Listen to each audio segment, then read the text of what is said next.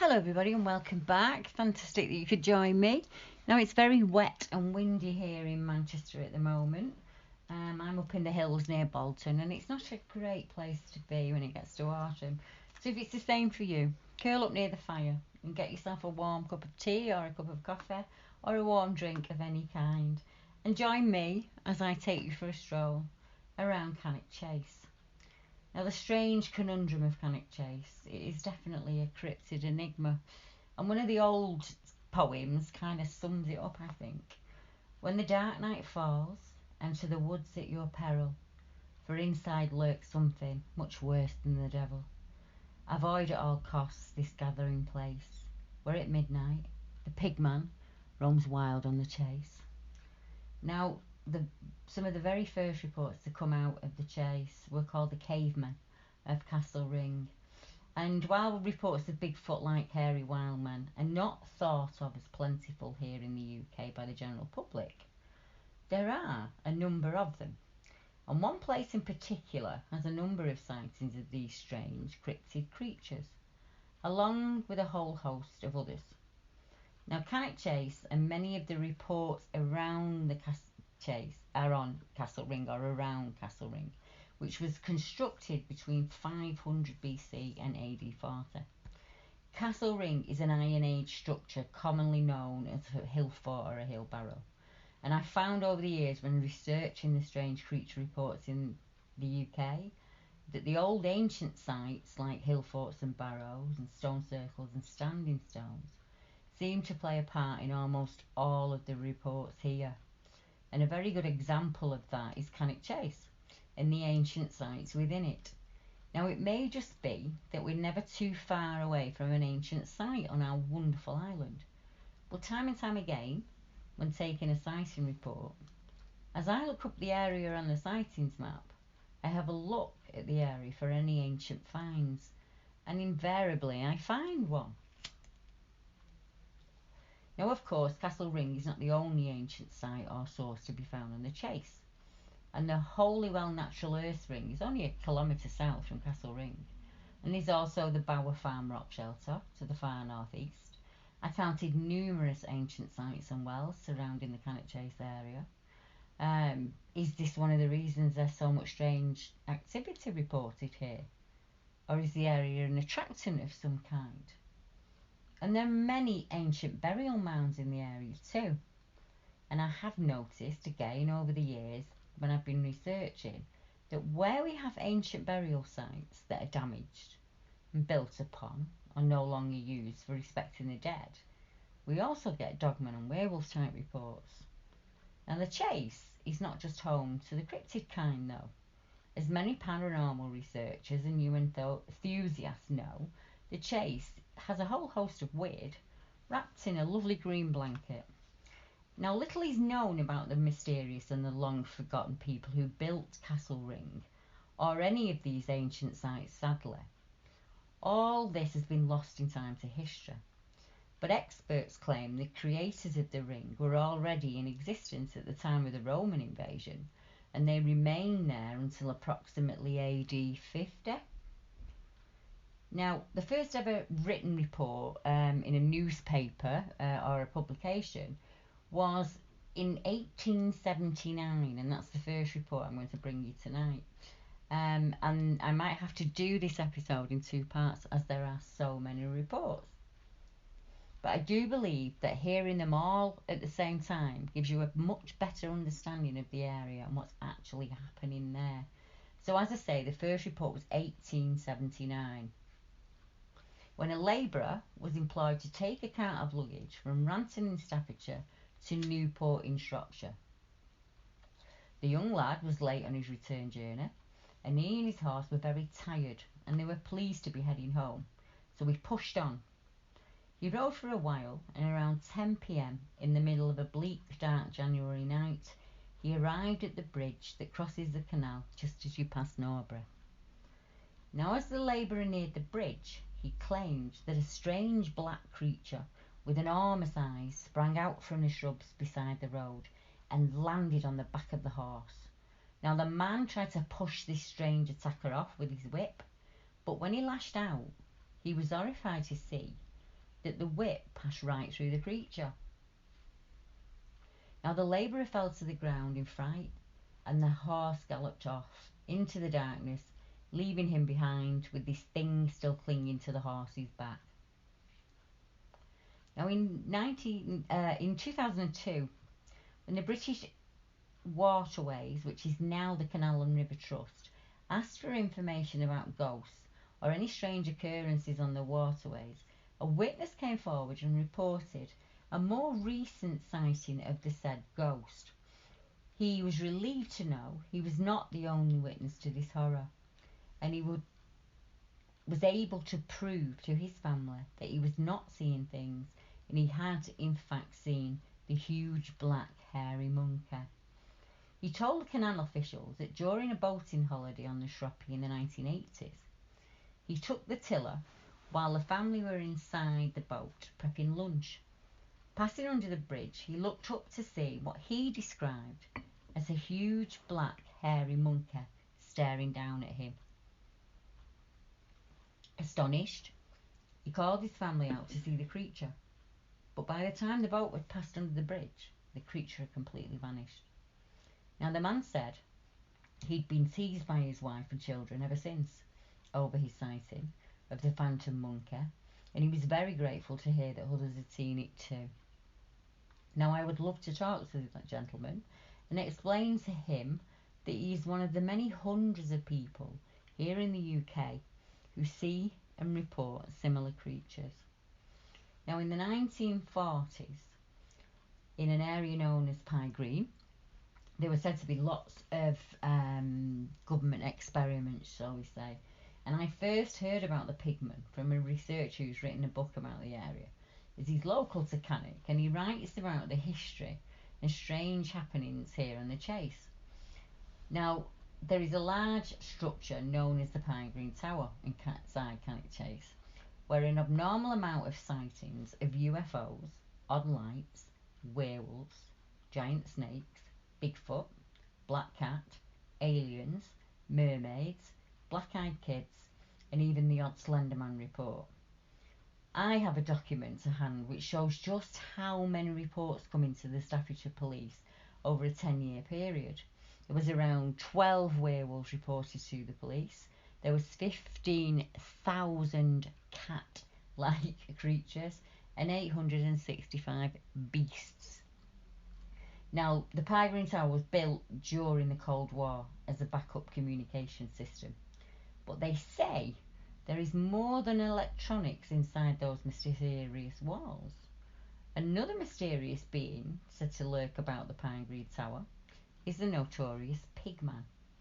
And according to local legend, this creepy monster originated when World War II had just ended and the British and American scientists joined alliances to conduct a series of peculiar experiments. Now, the test went too far, and of course none of them shut them down and can be put down to hearsay or cat's whispers. But the local rumour was that allegedly the government abducted a woman, they hypnotised her, they then impregnated her with artificial human pig DNA in an attempt to create or to perform an experiment in the hopes of creating a pig-human hybrid. So they needed a woman to perform their test upon. The scientists closely monitored the woman for 10 months, and they finally determined that the horrible test did not work. A year later, however, they were stunned to discover that her pregnancy was just severely delayed. She bore a baby human who had a snout and the face of a pig. Much later, the creature retreated into the woods of Cannock Chase to avoid the prejudicial glances of human eyes. For decades, people have since then reported seeing a tall man with the head of a pig roaming about the mysterious landscape. Now, Lee had an email from the grandson of a former soldier, and the human hog was a tale, he said, manufactured by military top brass to keep the public away from sensitive wartime installations. Now, the whistleblower passed over an explanation for the reports to Lee, and here is what he said. When I was stationed on Cannock Chase, myself and some others had been tasked with spreading rumours around the local area about a human-pig hybrid on the loose in the woods. This was known as a military tactic for keeping civilians away from any army-occupied areas, he explained. Yet despite this claim, the pigmen and other creatures are still being seen and reported, with Lee receiving reports on a weekly basis. Another witness, Claire, was one of his latest witnesses to encounter the half-man, half-pig creature. In an email, Claire stated, "I saw something kneeling down in the dirt, and it looked like a man wearing trousers, a blazer, but no shirt. His face was totally deformed, and I can almost certainly say he had a snout." Lee also reported this account that was sent to him by a couple named John and Anne. "Dear Mr. Brickley, I've seen something rather odd on Cannock Chase that I think may be of some interest to you. In October 1993, whilst walking around Castle Ring, myself and the wife heard some strange noises coming from the surrounding trees. Thinking it was likely to be a local couple enjoying an illicit liaison, we quickly moved away from the sound and headed back in the direction of our car. Upon reaching the steps down to the car park, I happened to turn around and lay my eyes on the strangest creature I have ever seen. This thing was 7 feet tall, and from the neck down it looked like a man. It was even wearing clothes, but its head was far too big for a human, and it had an elongated face with a snout-like nose. When I pointed it out to my wife, she was terrified, so we started walking more quickly towards our car and got inside it. And that's when we started to hear this really high-pitched squealing noise that sounded like a pig was being killed. That really spooked us up. Also, during the war years in Staffordshire, we have a report from not too far away in which the creature is described as a bipedal bear. And this is in Woodseave Staffs, which is not too far from the Chase. And it happened in 1943.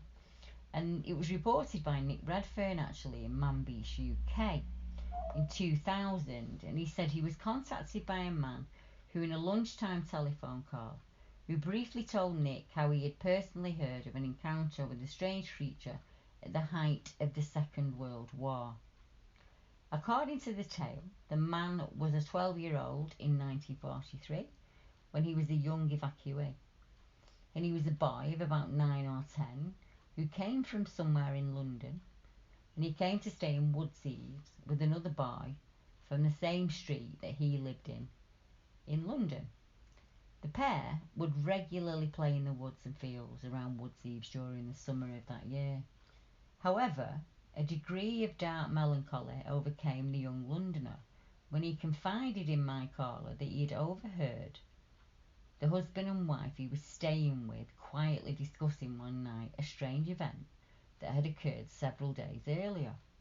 Namely, the sighting by the husband of a large hair-covered thing like an upright bear that had been seen walking menacingly through Woodseaves shortly after midnight. Now, the witness had apparently been deeply disturbed by the encounter, and he swore to his wife to utter, complete and utter secrecy. I wonder how well that went for him. I'm sure if Mark swore me to utter secrecy over a cryptid report, I'd be useless. It'd be out there in about 5 minutes. Now, over the years, I have many people who've told me of their accounts, as you know.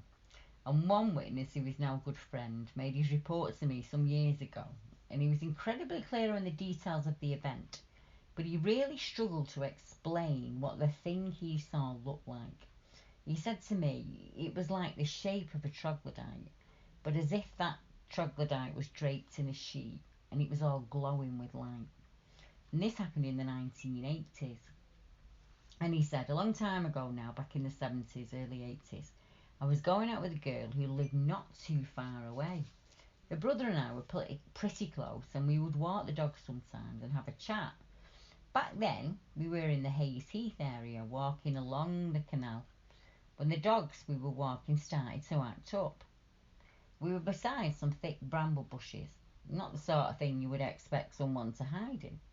but that's exactly how the dog was reacting, as if something was hiding in there. I had a large torch with me, and I pointed it towards the bush, and I hit the on switch, and it switched on fine. But every time I pointed it at the bush, the torch would go out, and I'd move it away, and it'd work fine. And it really spooked us after a while. So we started to walk off down the path, trying not to look back. But after a while, I did. I looked back, and I saw the weirdest thing. Where the bushes were that the torch wouldn't work, there was now a strange troglodyte looking thing, and it was just standing there, watching us. It had a really strange glow to it, almost as if it was emitting its own light somehow. We just left, but I have never forgotten the event. And over the years, the reports have continued to roll in. Now, there was a report that came in to me, and it was a gentleman telling me about something that happened in the 1980s. And he said, "Hi Deb, I live over at Cannock Chase with a girlfriend, and about 25 years ago on a warm summer's night, we were both out, and she noticed something in the tree line watching us. And honestly, when I looked, it looked like a large man in a fur coat standing in the trees watching us.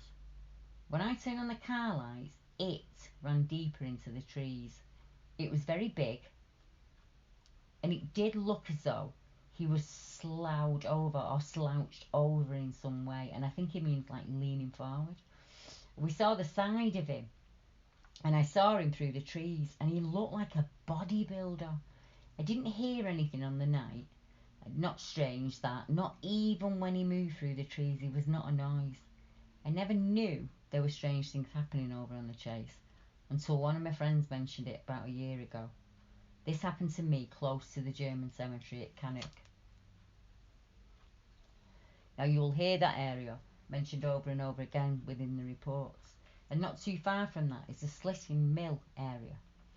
Now, the Slitting Mill three hairy things happened, I think, in 1975.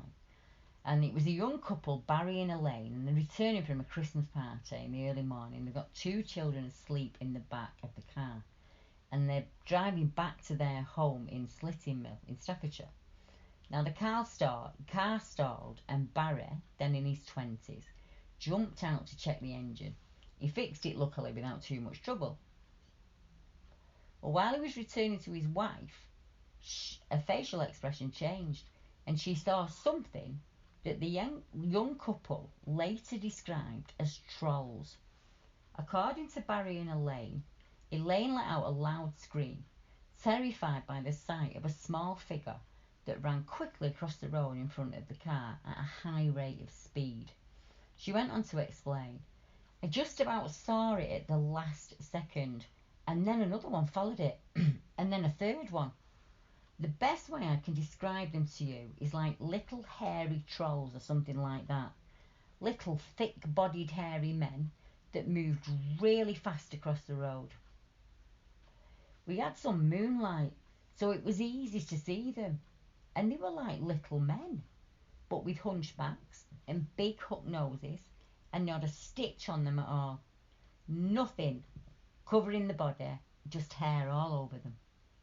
I'd say they were all 4 feet tall, and when the third one crossed by us, you could see them at the edge of the trees. They were wary or something, like they didn't want to go in there, as if not wanting to really enter the woods. Things became very hazy indeed," says Barry, "and we both know from memory that they came towards us, very slowly, but definitely coming towards us. And I thought since that day that they were interested in us, or wanting to know who we were. They came very slowly, and it felt a bit like we were being hunted or stalked." Elaine was hysterical, and with the kids with us, I wasn't far off either, and we just drove off. Another report that came in to me, and I remember speaking to this gentleman, he's a lovely gentleman, is the creature with the grey matted fur that slammed the car bonnet, and this happened in the 1980s. And as I say, I was contacted by a gentleman with his own tale to tell of a very strange wolf-like creature that he came upon one night driving the lanes of Staffordshire with his partner at the time. And as I say, I contacted him by phone and we chatted for a long time, and he explained what happened to them, and he kindly allowed me to share the encounter with you. So during the phone conversation, I could tell he wasn't the type of gent that would be spooked very easily, or had any reason other than validation and perhaps some understanding as to what happened that night to report this incident to me or anyone else. He did go on to explain that this is an account from 86, 87. It happened to me when I was driving along Camp Lane, just off the A34 in the Cannock Chase area. It was around 1:30 a.m. in January, and as we were driving along the dark country lane at night, I was keeping a keen eye on the road, as there are deer on the chase and other wildlife that will run out into the road very quickly. We were heading to the turn-off when we saw on the embankment what we thought was some kind of hyena-looking creature walking up the grass verge. We both looked closely, and we could see off in the distance an animal of some kind, although unrecognisable. And as they watched it, they realised that this giant creature was just looking at them from the road. And he said, at first, I tried to explain it all away, and I thought it was probably just a large deer or a dog waiting by the side of the road. And being worried it would run out in front of the car, I slowed down to let it cross. As we got nearer and nearer in the car, this dog seemed to get bigger and bigger in size. As it moved into the road in front of the car, it was at the point where we couldn't pass it. I have no idea what this thing could be. Was it some kind of mutant deer standing there on two legs? A huge canine-looking deer with features out of a horror movie? And then it lets out a roar that was so loud I could feel it in my chest. The hands on this thing were huge, and it had long nails. I beat the horn in the hopes of scaring it off, but either it didn't hear us or it didn't move an inch. I tried to call its bluff and nudge it ever so slightly with the car, thinking it'd run off, as at this point I still thought it was a really large dog or something else. I just couldn't identify it. We were both in shock, and I don't scare easily. In fact, I'd say I'm the person people come to when there's trouble, but I don't think even now I'm over the event, and I do replay it in my mind over and over trying to work out what it was. I'm a big fella, and this event really scared me, I'll be honest. We were looking at it, wondering what to do next, and at which point this dog arose on two legs and raised its arms in the air and slammed its fist onto the bonnet of the car we were sitting in. It started a series of growls, and then it let out this massive snarl, and it pushed the bonnet down hard, and it was looking in at us through the window whilst leaving dents on the car bonnet. I shouted out loud at that point, "That's a bloody werewolf," and my partner said, "It can't be." All the time it was pushing down on the bonnet of the car and looking at us with its yellow eyes. It looked sickly and it looked ill. I honestly thought it would come in through the windscreen. I just didn't know what to do. Suddenly its attention shifted as it suddenly looked over the roof of the car of something approaching, and it was in a car approaching from behind us, and I realised to my relief it was not another creature, and this car was coming up the lane approaching us, and the thing with its hands on the bonnet, the yellow-eyed creature, must have seen the car as it moved, and as soon as those lights appeared it dropped to all fours and it was off back into the tree line. I think when it lowered the bonnet, the creature had a clear view of the car lights behind me, and it just took off for the trees. I can't really find the right words to describe this thing. It appeared that it was dog-like, and the body on this thing was huge, And for all it looked massive, it also looked pretty sick. It was covered with patchy grey fur. It wasn't sleek or well cared for, but all matted and knotted. And as I said at first, I thought it was a massive dog. And I still did, until it raised up onto two legs. Now the witness and his partner described the dog-like creature as almost hyena-like, but grey in colour. And although this meeting took only 30 seconds or so, it's imprinted on their minds.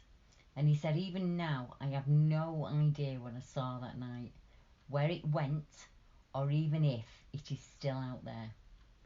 Many years later, he told his new partner about the incident, and they went back to the area and the site of the encounter. And he said, we were in the car talking about the incident when a dark blue Vauxhall pulled right up to our boot and sat watching us. There was one occupant, a male driver in his 30s, and it may be that I was still slightly affected by what had happened back then. And to be honest, I slept for weeks and weeks with the light on, just replaying what happened in my mind. And I hope you can make sense of this, Deborah, and I would like to know if anyone else in the area has seen anything similar. A large shambling creature, 1998. Jackie Horton sparked a Bigfoot alert with a sighting in the early hours of February the 18th, 1995. On the Cannock Road, Jackie stated she was suddenly forced to swerve the car and narrowly avoided a collision with a large shambling creature that stepped into the road at a distance of about 20 feet away from her. Considering that she was travelling at high speed, said Jackie, it was a miracle that she didn't hit it.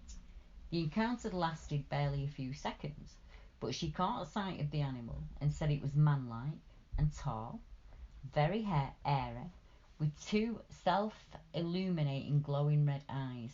Whatever Jackie saw, it quickly vanished into the trees. Now also in 1998, we had another report that came into Nick Redfern. And the account is included in the book Three Men Chasing Monsters. And it was closed at midnight, and the witness was on the road to Cannock Chase, driving from Stafford along the A34, and they had three other people in the car travelling with them.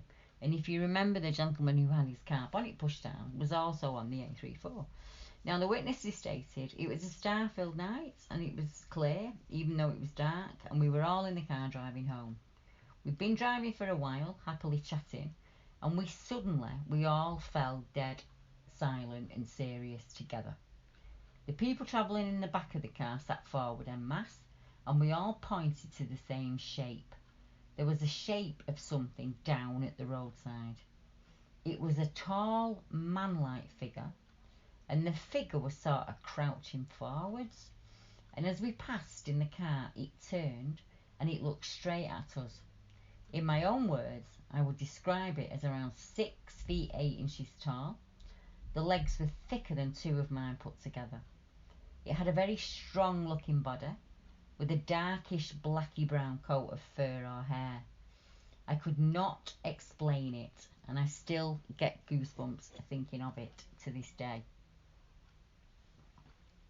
Now if we go back to Slitting Mill, if you remember the area where husband and wife saw the small little creatures. In 1998, the following account surfaced from another witness online who shared their encounter on the chase. And it said, it was a star-filled night, easy to see by, it was clear. There was a couple of people, I think that's the same sighting, isn't it? Repeated. Yeah, it is. We'll leave that one. The next one takes us back to the Pine Green of Cannock Chase, Staffordshire. 2004 this time, and it's again from Lee Brickley, and he says, I was contacted today by a gentleman who lives in the Walsall area concerning a sighting of the pigman that dates back to 2004. He says, years ago, myself and 3 of my friends decided to camp on Cannock Chase. Myself, another lad and one lady. We decided to bike it there, but the lady we were with had overestimated her biking ability, and she slowed us right down. It took us hours to get there, where normally it would have been a much quicker journey. When we arrived, it was dark and we'd forgotten to bring torches. We were grouped by the big communication tower there at Pine Green. We all saw 3 flashing lights above some trees and a path called Dead Man's Walk. We agreed to set up tents there, so we had at least some light. From exhaustion, the bike ride was about 6 hours long and we all just fell asleep straight away. When we woke up, we questioned those 3 flashing lights we'd seen, as there was nothing electrical around that could have made them, but nothing else strange happened, so we went home having a good time. I'm convinced those lights were UFO of some kind, he says, so I kept going back, wherever I could, on my own, with or without people, for about 2 years, before things got really strange. I'd gone up to Cannock again and I camped there on Friday night, roughly around 2006. We wild camped this time as it was just a tarp in the trees. There's probably about 5 of us that night and I'd gotten a lift there by one of my mates. They all worked Saturday, so they planned to go back early first thing in the morning. We set out on the Friday night and we were camped quite close to the road. We had a fire burning for warmth and for light, and the police pulled up and told us to put the fire out. Me being me, I told them no, I was entitled to camp on the chase, and they just got in their cars and drove off, which I thought was strange. That's never happened to me before. So the next day, the lads went to work, and they were planning to come back and camp the night again after working that day. I decided to stay on my own. I moved all our stuff deeper into the forest over a number of short trips, so as not to attract any police attention again. I was there about 5 hours on my own and I was bushed. I'd set up 3 tents, put the tarp sheets in the trees, built a surround to stop the wind, got the wood ready so the camp was a masterpiece. 2 of my friends came back for me and said no one was stopping the night and I'd have to walk out. I was peed off. All that stuff was mine, around 600 quid's worth of camping kit, and I was just supposed to leave it in the forest unattended until I could get back for it. As you can imagine, I was not happy. So that night I rang everyone I knew to come back in with me in the car to help me carry the stuff from the camp to the car. So my stuff wasn't left out there for long, but no one wanted to go. So I decided, I'm doing it myself. So I'm going to go back out there and camp on my own. I've got a book I was reading and I just went. I pulled up in my car where we originally saw the UFO and the 3 lights. I walked casually across the road. There's a tall bush you had to walk through to get onto the path. I suddenly clicked about where I was and I said to myself, you're on your own now. Be a bit more wise and a bit more cautious. So I stopped in the centre of this large bush and I lit a fag. And I listened in silence and I listened and I heard movement. I slowly and quietly moved out of the bush and I looked around expecting to see a big deer or the police. Instead, about 200 yards away from me, as I was looking down the hill, I saw a white figure on all 4s. It looked like it was sniffing to the ground, as a dog would on a lamppost. At first, I thought it was just the warden or something. He's found the camping stuff and he's looking for us with his dog, is what I'm thinking. But the sound it was making sounded more like a pig, not like a dog. So I thought it must be a large male boar. It was the right colour to be a pig, and I watched it for about 30 seconds, trying to determine what it could be. Then it stopped dead, frozen, and I didn't move, and it didn't move. I knew that it knew that I was there. I froze. I took hold of my machete and I waited. Then this thing stood up on its back legs. It was massive. I'm 6'3" and this thing was at least 7 feet tall. And it ran at me at speed up the hill like a person would run, squalling like a banshee you would hear on a horror film crossed with a pig. I ran like a bitch. I got in my car and I drove off without looking back. I have never been so scared in my life. I've been back since, but never on my own. The funny thing is, I never heard of anyone or any other proof that a creature was out there until just last year. One other thing I missed about the first visit was the visit when we saw the lights. As we were riding our bikes towards the lights, each of us felt a massive drop in temperature. And the only way to describe it would be as if walking into a big meat freezer. Instant extreme cold. I would have just melted. If that had been me and that had happened to me, I wouldn't have even made it back to the car. And that's being honest. Now, in a place I am told is called Hensford, but spelled Hednesford. I was actually there last year at the Cannock Chase Museum there, meeting up with a few of our members.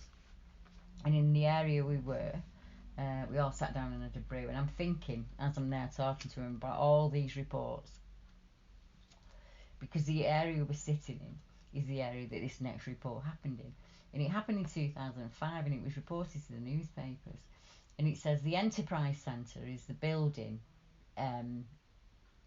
just off the Chase. And in 2005, sightings of a snarling black panther sparked a police search as terrified residents steered clear of Cannock Chase, the latest in a long history of panther sightings in the ancient woodland. Now, on the Freedom of Information Act, there was, I can't remember specifically how many, they were counted as puma, panther and wild cat, and there were hundreds and hundreds of reports. Now, a lot of people are saying that around that warehouse there have been sighting reports of a panther-like creature. A warehouse worker, Anthony Cooper, 42, said it was around lunchtime when it happened. A lot of people are saying they heard something like a growl, but I didn't. I heard a rustling noise in the bushes, and as soon as I turned my head, I could see something in the trees, a large black shape moving slowly. It was acting as if it couldn't see me. It just strolled past, keeping at a distance of about 10 feet away. It then went into some thicker bushes, and it was gone. I called some more people over, but as I did, they ran over telling me that they'd seen it also, and it was an eerie feeling. Eyewitness Claire Clark, who was the receptionist at the Enterprise Centre, said it was around midday and I was walking through the woods with my boyfriend Carl.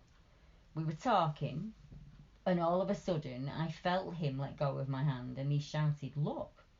And just 10 feet away from them, the black creature prowled past, as if he hadn't even seen the pair. We didn't know whether to run, climb a tree or stand still, a shaken Claire said yesterday.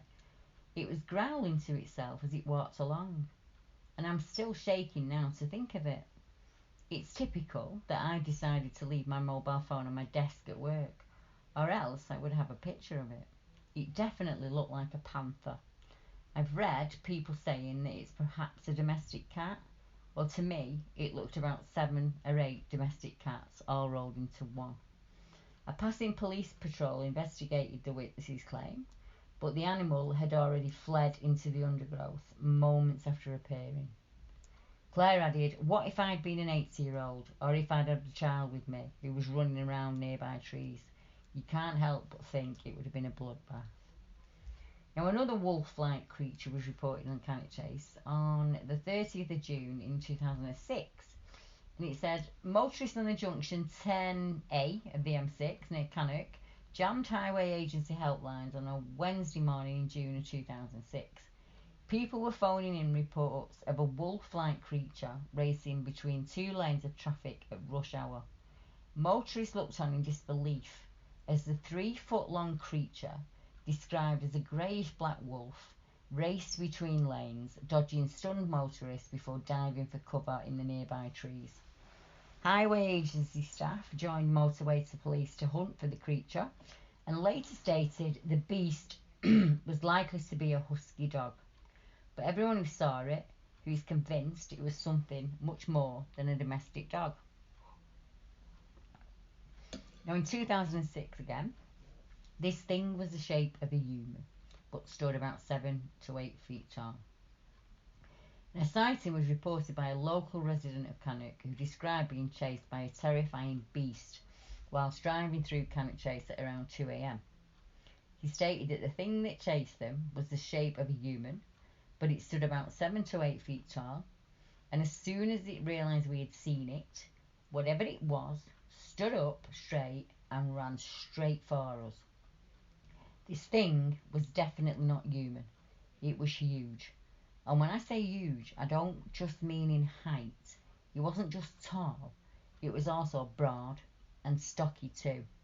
It moved in a fast way, so I didn't know whether it was flying or jumping or what.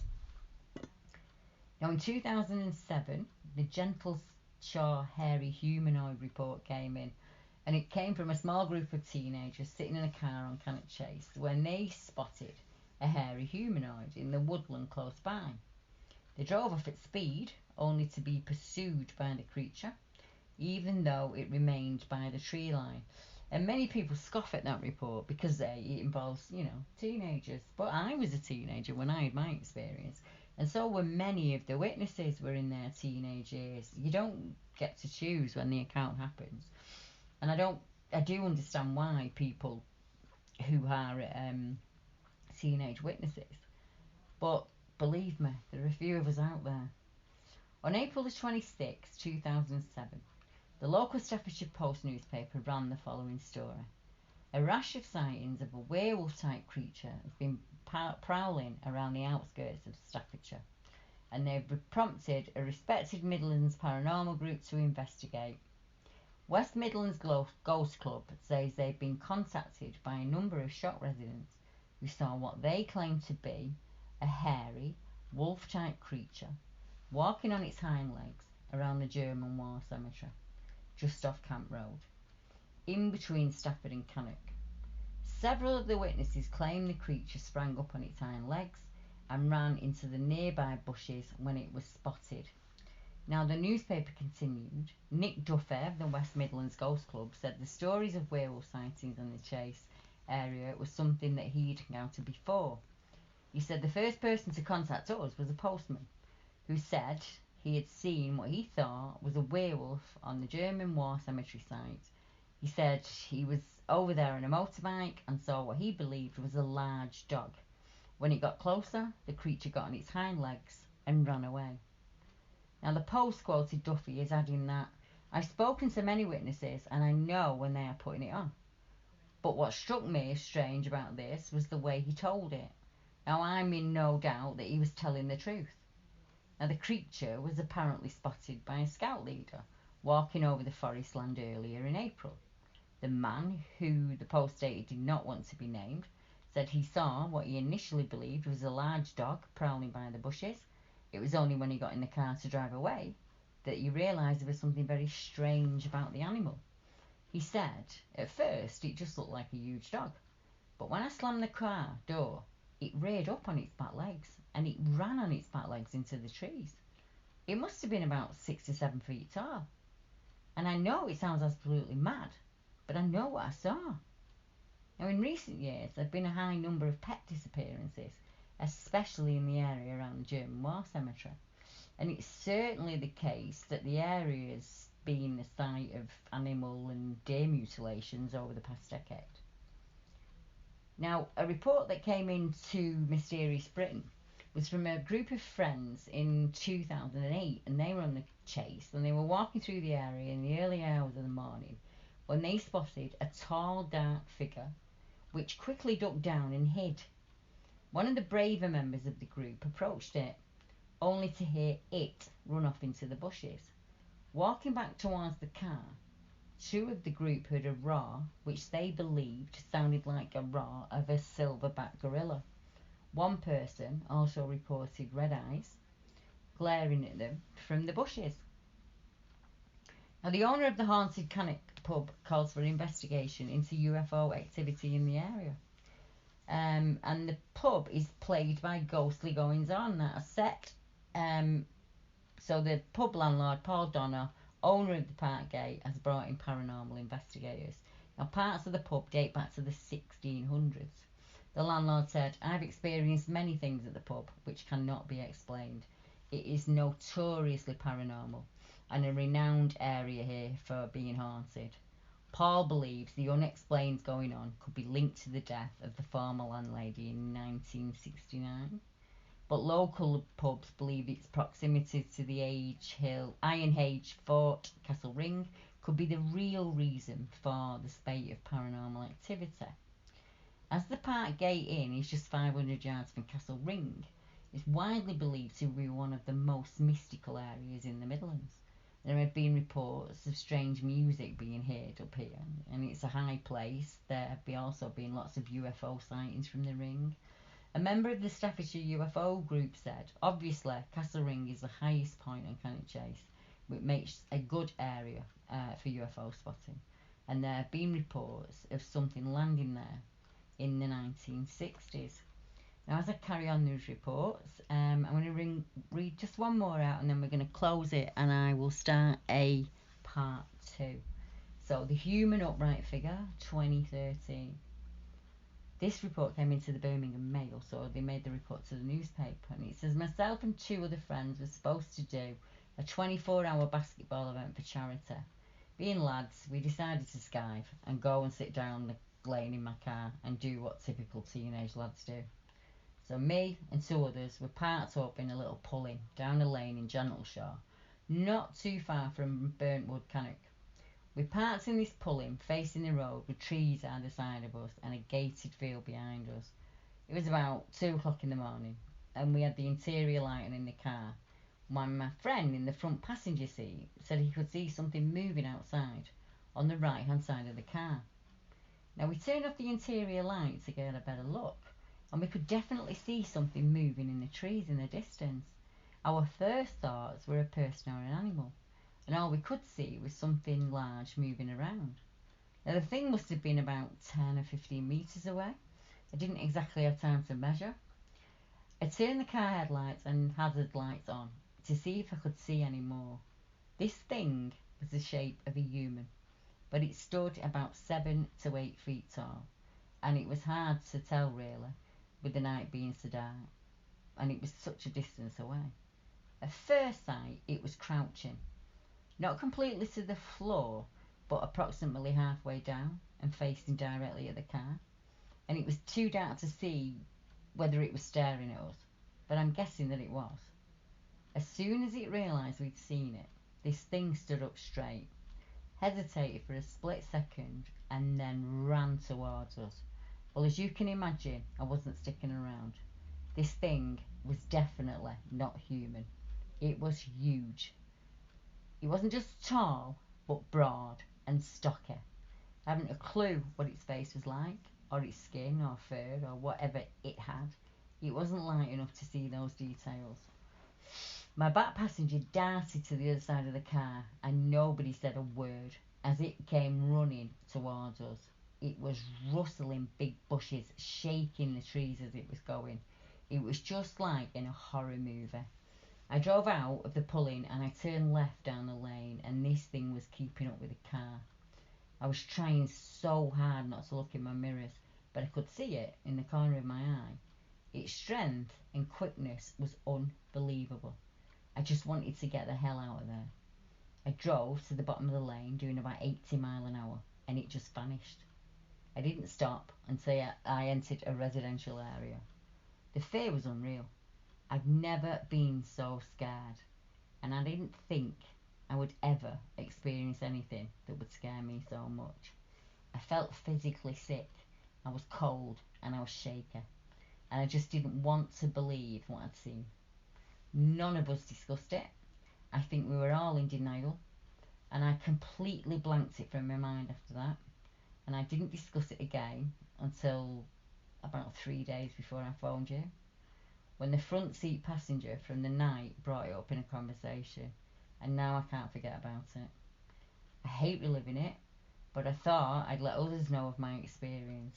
I'm not asking you to believe me, because to everyone else it probably seems so far-fetched, but I know what I saw, and so do the other lads. I'm not all saying I saw Bigfoot, but I know 100% that this thing was not human. I know other stories say the thing they saw had red eyes, but I didn't see red eyes. I wasn't close enough to see, and I'm glad that I wasn't close enough to see. What haunts me now is, what would its face have looked like? Where is it? It must have been watching us. And what would it have done if we didn't get away? And if you'd like to hear the rest of the accounts, some of them new that have never been released before, then tune into part 2 and you'll find the link to that below. So I'll see you in a second.